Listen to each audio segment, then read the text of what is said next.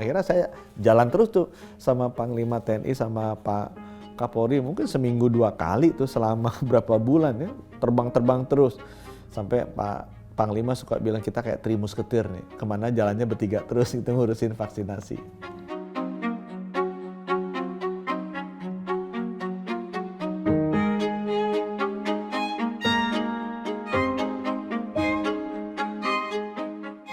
Memang saya kan pemain pengganti lah istilahnya ya. Masuknya kalau menteri kan 5 tahun, saya waktu masuk di tengah-tengah, waktu saya cuma 3 tahun 9 bulan. Saya tanya ke Bapak Presiden apa yang perlu saya lakukan? Bapak Presiden bilang nomor 1 vaksinasi cepat lah jalanin. Ya alhamdulillah dalam 1 tahun 6 bulan kita bisa hampir 450 juta suntikan di 205 juta orang gitu ya, di 6.000 pulau di Indonesia. Yang kedua Bapak Presiden minta atasi pandemi ini supaya ekonomi bisa jalan lagi, dan yang ketiga lakukan reformasi sebesar-besarnya lah di sistem kesehatan nasional agar kedepannya anak cucu kita lebih siap. Jadi begitu saya mendengar 3 perintah dari beliau, ya buat saya sih jelas sih perintahnya.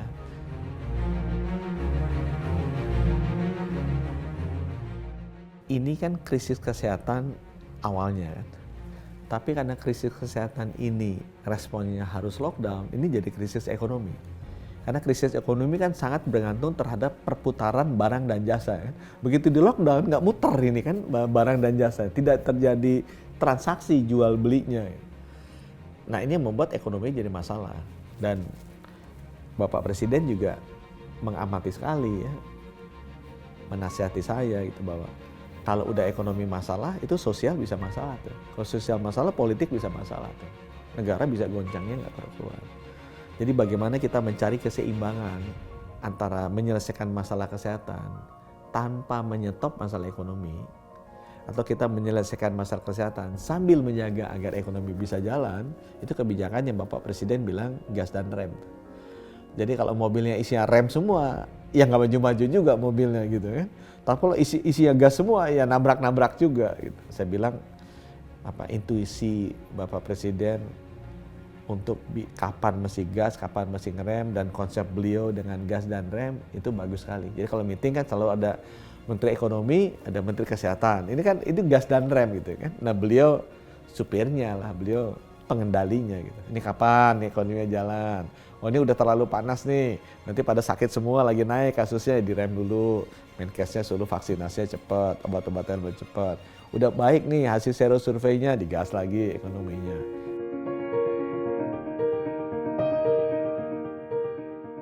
Memang waktu pertama kali keluar, itu kan vaksin-vaksin barat. Memang vaksin barat itu, ya pasti saya sangat mengerti juga, negara-negara barat dan teman-temannya pasti akan dapat duluan kan. Indonesia kan non-blok, kita jadi di tengah-tengah, ya pasti kita kalah dengan yang bloknya blok sana. Itu yang mengakibatkan kenapa negara-negara seperti Israel sama Singapura kan cepat sekali ini vaksinasinya mulainya. Nah waktu itu yang membuka diri ke kita terus terang hanya China, ya Sinovac ini dia mau, ya udah kita ambil, karena yang penting sudah saya tanya efektivitas beda-beda dikit nggak apa-apa, yang penting cepat divaksinasi sebelum kena, untuk meminimalisasi resiko masuk rumah sakit dan wafat. Jadi udah kita ambil aja tuh Sinovac. Nah ada bagusnya, begitu ternyata orang-orang di luar swasta lihat, loh bener nih Indonesia beli vaksin Sinovac, akhirnya mereka juga membuka pintu supaya kita bisa ambil vaksinnya Pfizer sama Moderna yang mRNA itu. Yang pertama kali kita lobbynya sebenarnya dengan AstraZeneca sih. Jadi sempat waktu itu sama Ibu Ratna sama Pak Erik, sejak saya jadi Wamen udah diskusi mengenai AstraZeneca. Jadi sesudah Sinovac dimulai dengan Bio Farma. Bio Farma mulai dengan Sinovac. Saya waktu itu Wamen BUMN yang pegang Bio Farma, kita mensupport Bio Farma. Kemudian waktu itu dibuka, kita sempat video conference dengan semua vaksin producer. Itu saya bilang tidak semuanya tertarik ya untuk di Indonesia. Akhirnya kita mulai dengan AstraZeneca. Sempat ada hambatan karena waktu itu vaksinnya juga belum siap, akhirnya kita dapat dengan AstraZeneca. Baru kemudian Pfizer mengikuti itu. Pfizer itu kan mau dealnya langsung dengan pemerintah, nggak mau dengan Bio Farma. Itu juga ada kesulitan tertentu ya, harus deal dengan pemerintah. Nah di tengah kita negosiasi dengan Pfizer, kebetulan saya beberapa kali ketemu dengan Seth Berkley, itu CEO-nya dari Gavi. Gavi itu organisasi dunia yang mengurus distribusi vaksin. Jadi kita dapat akses ke mereka, ketemu mereka berapa kali, kemudian dapat jatah donasi vaksin, mulainya tuh dari 5 juta dulu. Tapi karena Indonesia nyuntiknya cepat dan kita komitnya cepat, akhirnya naik 10 juta, 20 juta, 50 juta, sampai akhirnya 100 juta.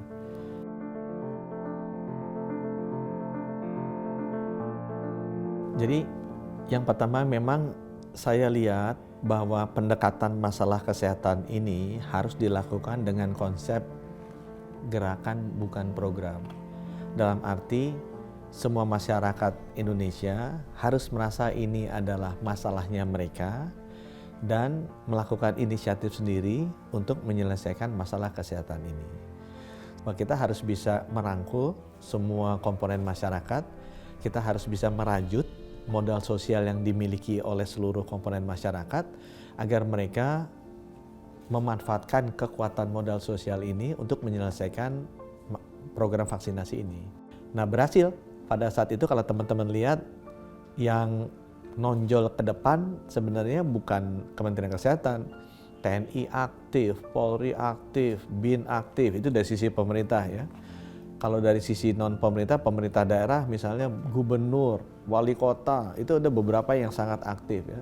Malah turun ke swasta, itu perusahaan-perusahaan kayak Grab, Gojek, Bluebird, perbankan, semuanya tuh aktif melakukan program vaksinasi.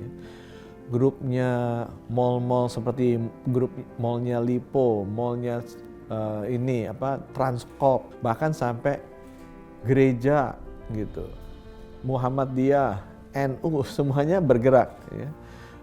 Masjid Al-Azhar melakukan vaksinasi juga di sana gitu kan. Malah segala macam agama bisa lakukan vaksinasi di sana.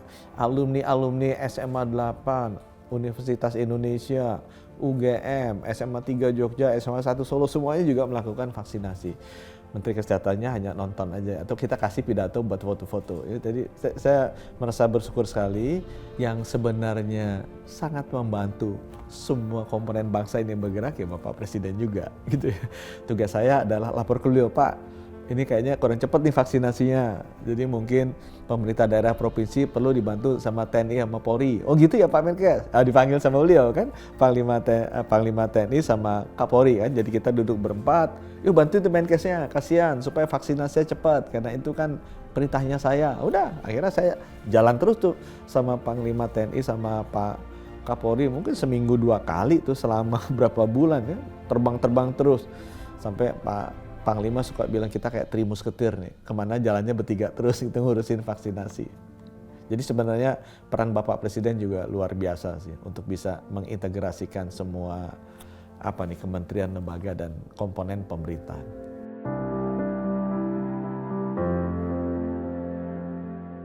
Kita tadinya mulai peduli lindungi lebih untuk vaksinasi dan tracing. Jadi mulainya di situ, tapi begitu lihat loh, kalau yang download udah lebih dari 100 juta nih, ini kan lumayan artinya ya. Dan orang yang makainya bisa sampai sebulan bisa sampai 6 juta, sampai 10 juta, itu kan tinggi sekali. Karena buat scanning barcode itu. Ya udah itu nanti akan kita pakai sebagai platform untuk aplikasi kesehatan masyarakat. Dan karena Indonesia pakai namanya itu Satu Data Indonesia, Satu Indonesia, kita pakai nama aplikasinya Satu Sehat nanti ya. Nanti semua informasi kesehatan kita ada di sana. Kalau kita cek lab, hasilnya seperti apa masuk. Kita imunisasi, sertifikat imunisasi anaknya masuk. Kalau kita misalnya sakit, mesti medical check up, data USG, CT scan masuk. Kalau kita beli obat, masuk. Sehingga dengan demikian bisa diintegrasikan dengan Apple Watch atau Samsung Watch. Semua data kesehatan itu lengkap dimiliki oleh masing-masing individu.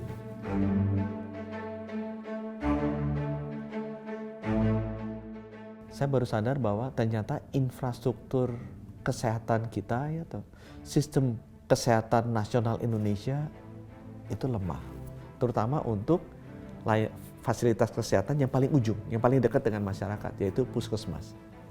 Nah itu sebabnya kita harus tata kembali nih, di transformasi kesehatan ini agar puskesmas bisa kembali ke fungsinya menjadi fasilitas kesehatan yang paling dekat ke masyarakat.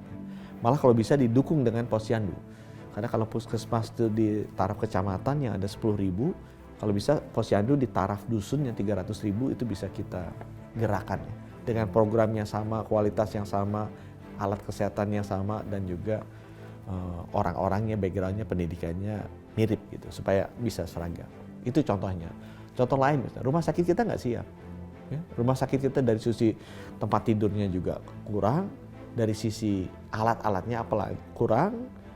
Yang paling parah ya orang-orang yang dokter spesialis yang sangat jauh gitu, kita kekurangan. Jadi sulit sekali kita melakukan tindakan-tindakan layanan kesehatan di rumah sakit. Kondisi biasa aja susah, udah apalagi ada COVID, tekanannya besar sekali. Kalau kita Google jumlah dokter di negara-negara, lihat websitenya WHO, lihat websitenya World Bank, mereka selalu pakai patokannya matriksnya per 1000. Ya.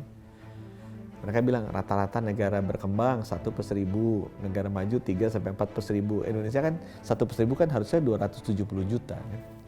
Nah sekarang berapa dokter yang praktek itu? Nanya 3 institusi, jawabannya 5 yang berbeda. Gitu. Tapi kira-kira kalau kita tanya yang Pemda lah yang menerbitkan surat izin praktek, ya, kira-kira 120-150 ribu. Kebutuhan kita kan kalau 1/1000 itu, kita sekarang 0,4/1000 ya totalnya kalau pakai angka tadi. Ya.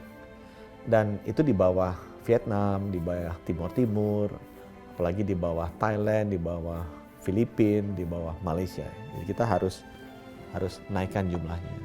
Lebih dari 500.000 orang ke luar negeri gitu ya untuk berobat dengan total devisa yang dikeluarkan mungkin 6 miliar dolar atau dekat 100 triliun.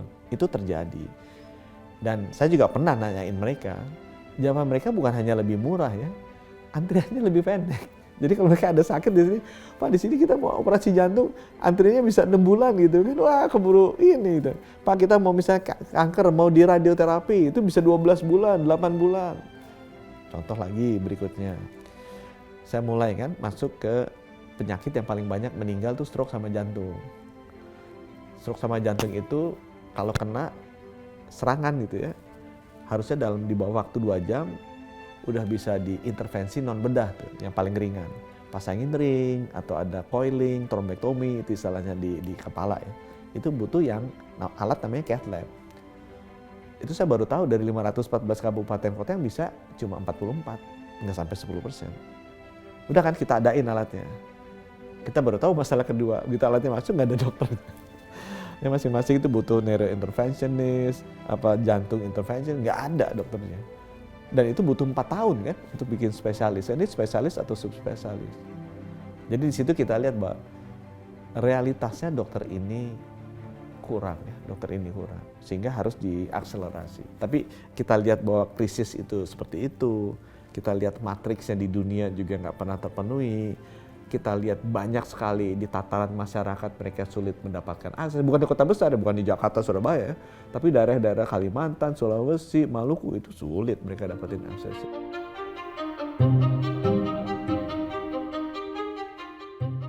Kenapa saya tertarik ambil posisi ini ya?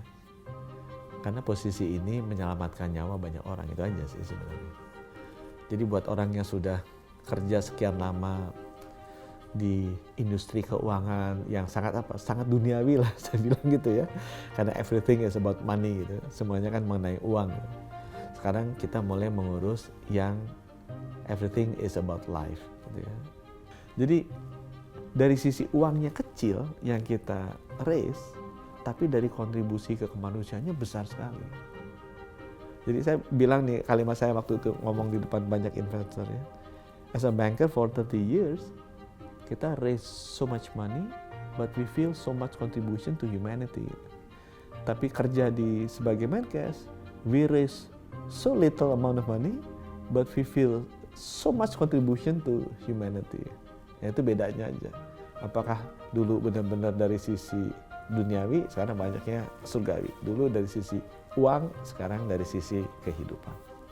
Itu yang membuat kita semangat setiap hari untuk bangun dan bekerja, memberikan sebaik-baiknya untuk kesehatan masyarakat Indonesia.